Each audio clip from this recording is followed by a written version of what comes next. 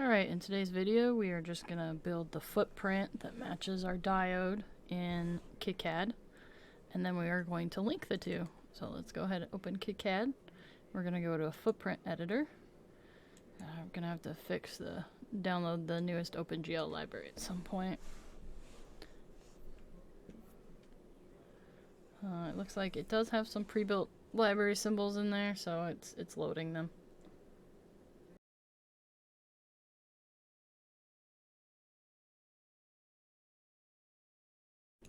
Alright, once it loads, we're going to go ahead and make our own component in our own library. So we're going to do a new library, file, new library. We're going to call it our LED lib, which should be fine because they have different extensions so they can have the same name.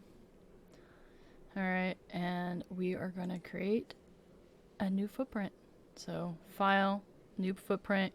It also has the shortcut Control-N, or it should be this button right here, yeah.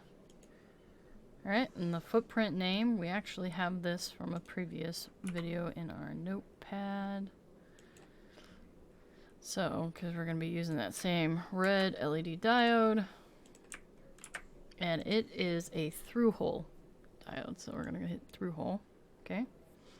It goes ahead and it adds a reference, value, and component name. I'll just move these out of our way for now. Alright, over here are your layers. So this is top copper, bottom copper. You have your paste. Solder mask is probably the adhesive. Nope, here's solder mask. Adhesive. I've never seen someone do adhesive. It's usually just paste and mask. Silk screen. Silk screen's what will be printed on the board, and then okay, so they did user drawings for, oh, here's courtyard. So I'm gonna go ahead and start on top copper. This is where your pad should always be, should be on the top, because when you're placing them on the board you can always flip the footprint, so it's just build them all top. It's just easier. Alright, so we are going to start by placing a pad. Pad 1, pad 2. Alright. And we are going to go ahead and pull up our data sheet again. I show how to find this in another video. And here's our footprint. We got the 1.05 diameter hole. Their pitch is 2.54. So we're going to double click on the pad. I like to make my pin 1 pad a square, unless there's not room for it. There are some sometimes when the pads are really close together, so you can't get away with a square. On a through hole you definitely can. And it's going to be 1.27 to the right on the X. And the pad size, okay.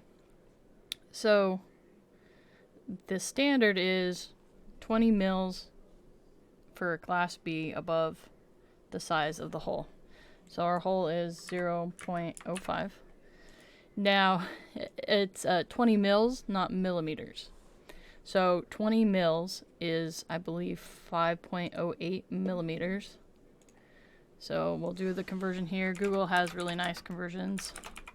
So 20 mils to millimeters, so 0.58 millimeters. So I need to add 0.58 millimeters to the 1.05.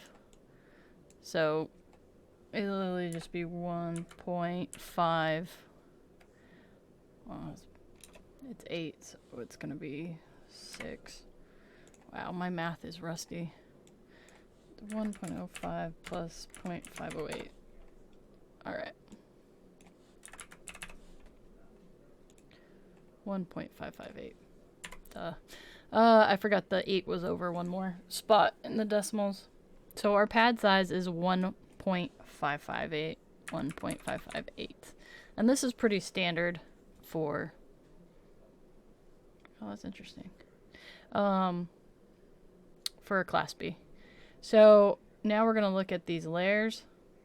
First of all, front mask. It doesn't need a bottom. Well, this one actually does need a bottom mask because it's a through hole. Because it's going to be soldered on the bottom. So we do need top and bottom.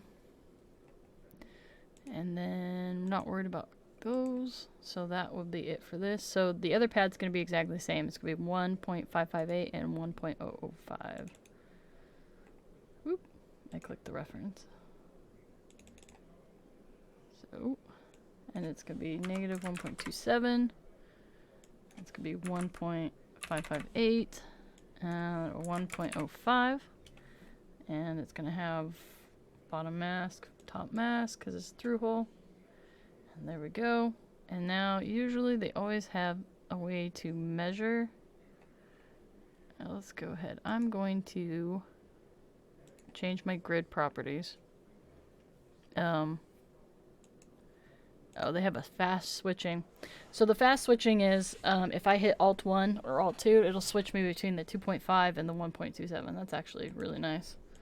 So Alt, it'll take a while to kind of get used to different commands and different programs.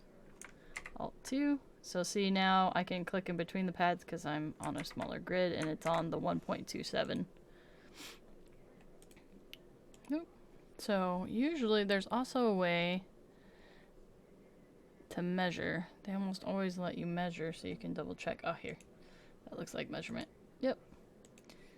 So this is just, I don't usually leave this on. I just like to always double check because you really don't want your footprint wrong or it won't fit. So it is 2.54 pitch. So they are in the right positions. It's just a safety. So I'm going to go ahead and hit delete and delete that. So here's our pads. So now we need to just add our silk screen and our outlines. So let's go back to our data sheet.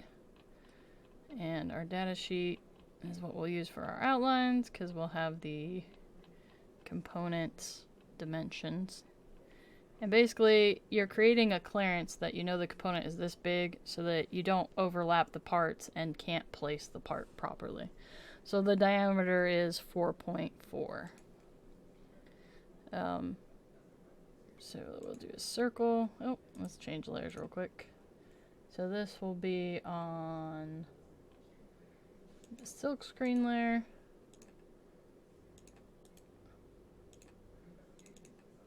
And it is 4.4. And it will be on, that was diameter, not radius. Hold on, let me double check. Okay, this is a radius, not diameter. So it's going to be half. So it's 2.2. I thought that seemed big. So, and the center point 0.00, and it's on the silk screen. You can make the line a little bit thicker. Go with 0.2. And then we got user drawing, but usually people do courtyard. So on the courtyard layer, we'll do it again. And we'll double click. Line width, I like to be the same. It's 2.2. And then this is also where you can do, like, if you wanted, that's kind of big. I'm going to change my grid properties. And let's just drop it down to 0.36. I'm going to go back to Alt1. And I'm going to go ahead and add a negative to the courtyard right here. I'm going to double click. Ah! Cancel. I thought I canceled those out. Double click. And I'm going to do a 0.10. I actually like to keep them the same, so I'll actually probably do 0.2. So, and then we'll go back up to silk screen. Cancel. Let's put this one down. Double click. So the reason why it's selecting properly also too, just so you know, is it's selecting based on the layer you're on. So that's why it was easy to select the correct one, is because I'm on this layer, so it's only letting me select things on this layer. It doesn't mean that you can't select the other layers as well by like doing a select all, but alright, so there's our silk screens, and now here's our references. It's on the fabrication. We're going to go ahead and leave that reference there. This one really doesn't need to be shown. I mean, like, we don't need it at all, so I can probably just delete. If it lets me, nope. Okay, so it likes to have that, so we're just going to put it in. It really wants you to have the layer for its fabrication layer, so, I mean, basically, that's this fab layer. You probably won't use that. Now this reference should be on the silk screen. See? It's on the silk screen there. So that reference is what you'll use when you're placing components. So that actually will be good. I would leave it as default, this reference right now, because most likely it'll update automatically with when it's linked to your schematic component. Alright, so there we go. We now created our footprint. And we're going to now, let me just make sure I saved. We're now going to go back to our symbol editor. And we're going to double click our red symbol. And we're going to go right click on it. And there should be properties. Where are my properties for my symbol? Edit. Just found these. Now I'm trying to remember where they are. Symbol properties. There we go. File symbol properties. So now I can go to my library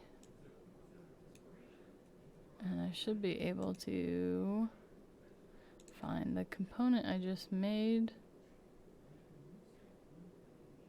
Huh, interesting.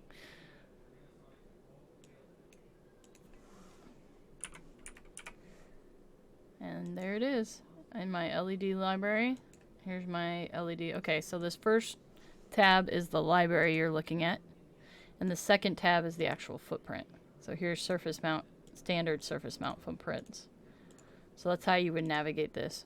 I created the LED lib, and then here's my component I created. So I want to make sure these two are linked. And let's see if I just double click. Alright, so it has added it to my schematic component now. And I can go ahead and hit OK. Alright. It even puts a little thing to tell you, hey look, we're referenced together. Alright, we're going to go ahead and save that, and that is how we link. We created a PCB footprint and we linked it to our schematic symbol. Thank you for watching this tutorial.